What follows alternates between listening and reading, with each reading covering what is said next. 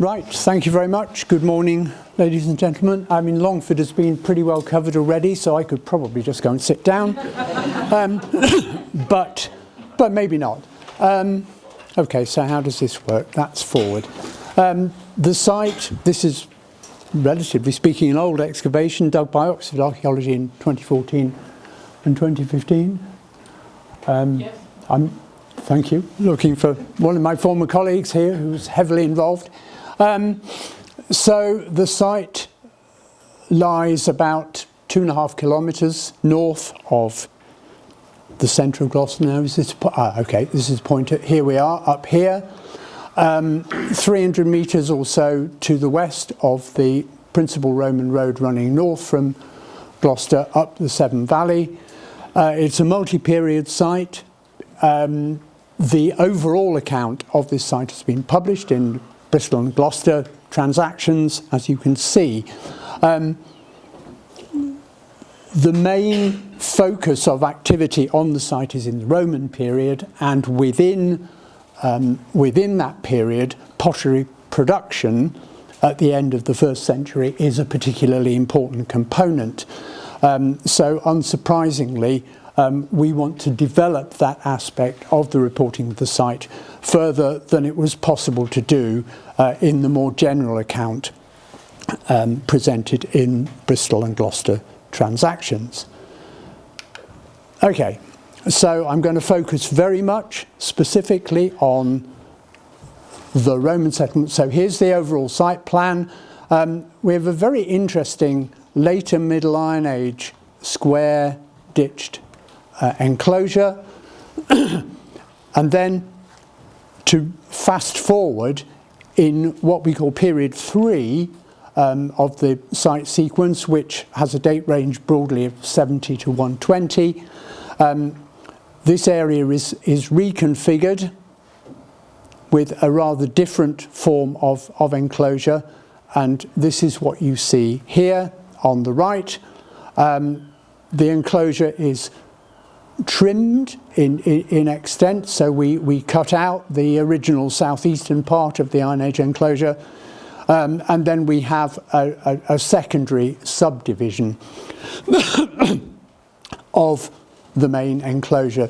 I think there are features not showing on this image which were definitely there when I looked at it on my computer screen. Never mind.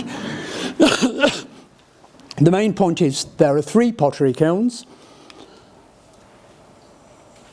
roughly evenly spaced, approximately 40 metres apart, one in each half of the main ditched enclosure, and then another one well to the south. Now, of course, because this lies right at the southern margin of the excavated area, we have no idea what more in terms of pottery production related activity might conceivably have lain further south. Anyway, that's the basis of it. There are relatively few, there are pits, there's a couple of wells, one within the enclosure here, another one up here which seems to be in the same phase. There are pits. There's a possible structure here, but very poorly preserved and very poorly understood. But the main features are the kilns and then material that's derived from them, which is deposited into pits and into associated enclosure ditches, and then a certain amount of it gets redeposited in later ditches, particularly that ditch system down here. Right. So here are the 3 kilns. 2 of them are of pretty standard type, and there are obvious points of similarity with the College of Art kilns here. So standard tongue pedestal, that kind of thing. This one, 2351, has a rather squat little stoke hole as opposed to the more standard one that we see in kiln 2350. Kiln 1707 is a different beast altogether.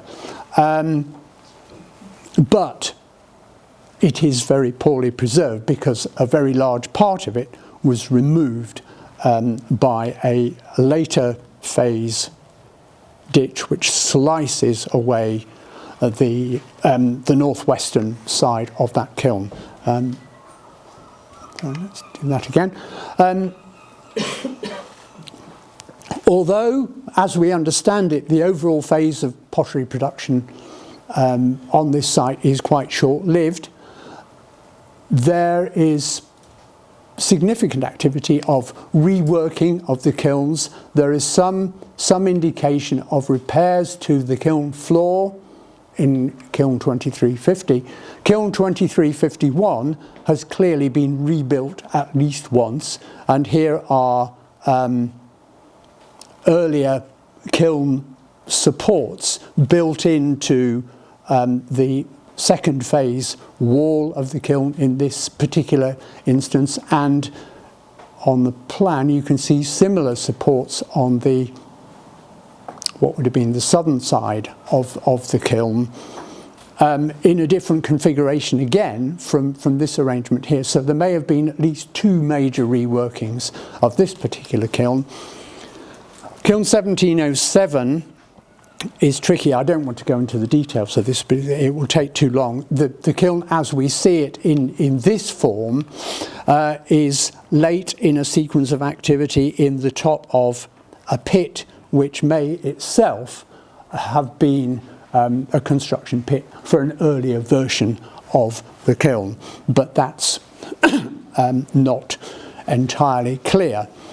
There are, what you can see here though in kiln 1707 is evidence for a major construction feature of all these kilns, which is the use of inverted pots to form the walls of the kiln. There are 6 of them still in situ here, and from the evidence of fired clay fragments from the other 2 kilns, 2351 and 2350, it's clear that the same construction technique was used in both of those kilns as well, even though there are no in situ surviving examples as we have here. So that's a particularly striking and interesting feature, and the interest is compounded in the case of kiln 2350 by the occurrence of heavily fired ceramic tubes like those which we know from the College of Art site. Here, however, at Longford, although we have kiln walls in all 3 kilns constructed using inverted pottery vessels, here the ceramic tubes are confined entirely to kiln 2350, but we have quite a substantial collection of them, and I think you'll see some of those this afternoon. So there are very interesting structural aspects to these kilns. Of course, this is a settlement site which has activity both earlier and later than the pottery production phase. I'm not going to talk about the non-kiln pottery, but there's quite a lot of it, 6,500 sherds, and here's a selection of the vessel types present, heavy representation of late Iron Age into early Roman material in particular, and I should have said pardon me, that the overall date range of activity on the site doesn't seem to go beyond the end of the 3rd century or very early into the 4th at the latest. So our emphasis here is very much on the early and middle Roman periods. Okay, so as far as the kiln associated material is concerned, we've divided it into 2 principal fabrics, which we've called rather unimaginatively K1 and K2. They seem to be, if not identical with, then closely related to well-known Gloucester fabric types. We've heard quite a lot about TF11A already. Well, our K1, which is the dominant kiln fabric, just over 8,000 sherds out of a total of just over 9,000. That seems to be equivalent to TF11A. And then a coarser sandy fabric, thank you, a coarser sandy fabric which seems to match up fairly well with TF25. And here you can see these are not particularly great images, I'm afraid, but versions of K1 and K2. There are oxidized and reduced firings of both. There's a lot of mixed firing. There are all sorts of variants within those two major fabric headings, which are set out here in rather tedious detail. And I'm not going to go into any of that because we'd be here for far too long. But that gives you a flavour of the range of production material and the variety of firings and surface treatments that we see within both of our major fabrics, but particularly within K1, unsurprisingly.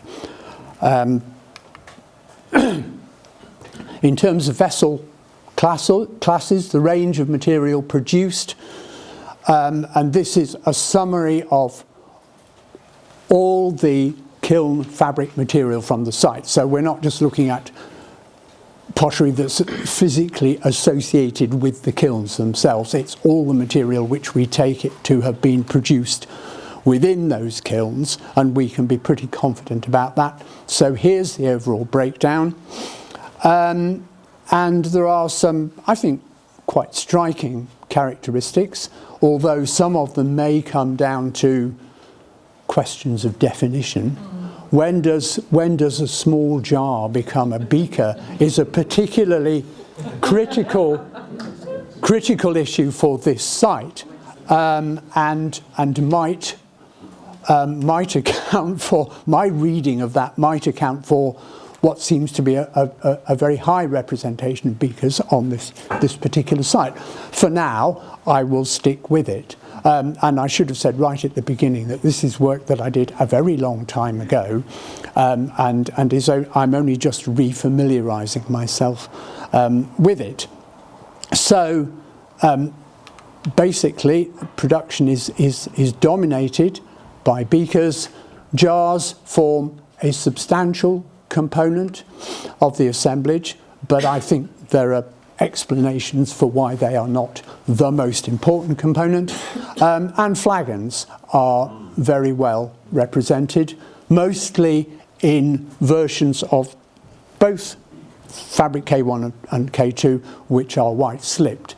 Not all our fabrics, not all our flagons are white slipped, but the majority are, and I think it's very likely that they were mostly intended to be. Bowls are not particularly numerically significant, and then we have a whole range of other classes of vessels which form a small part of the assemblage. Mortaria are an important component, but they're not numerically particularly numerous. So here are this is the first end, the front end of the typological range, if you like, all the way from starting with flagons, and of course the flagons are mostly ring-necked ones, so we don't have the Hofheim types that we see particularly at Kingsholm and places like that. So here are our jars, and then at a point about here, no, I'm lying. Cancel that. We'll get to beakers shortly. Actually, we do. I'm calling these little guys down here, a lot of them with rouletted decoration, what's coming into our beaker category. And if you're curious, the 6 vessels with the red stars are the ones which were built into the kiln wall of 1707, and they are all in a reduced version of fabric K2. So that's clearly, I think, a deliberate choice of vessel type for kiln construction. And moving on to the second part of the typological range, variety of bowls, and then here are our mortaria. A couple of lids. Lids are not a major component of the production of this material, and a single presumed cheese press. So that's the typological range. And in terms of how we sit, and we've heard a lot about this already this morning, in relation to the other known kiln sites in Gloucester, then I've attempted to make some sort of comparative points.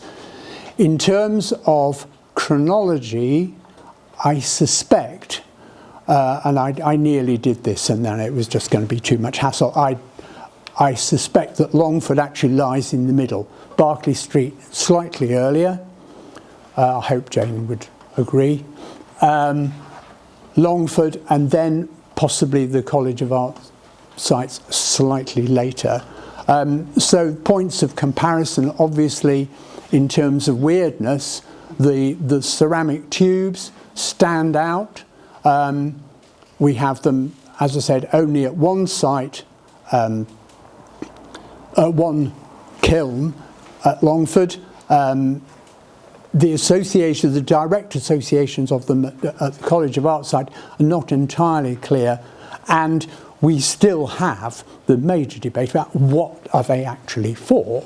How do they work? They must form part of the kiln structures, but how do they actually work? And then in the particular case of Longford, in the case of kiln 2350, where we know they're building their kiln walls using pots, where do the ceramic tubes fit in to that particular equation? So points about the range of fabrics across the 3 production sites, details of decoration which I'm not going to go into, and then the repertoire of broad vessel classes, and again points of similarity and contrast. You've got about 1 minute. That's fine, I'm there. So there we go, and there's much more that one could say. So I'll just finish by saying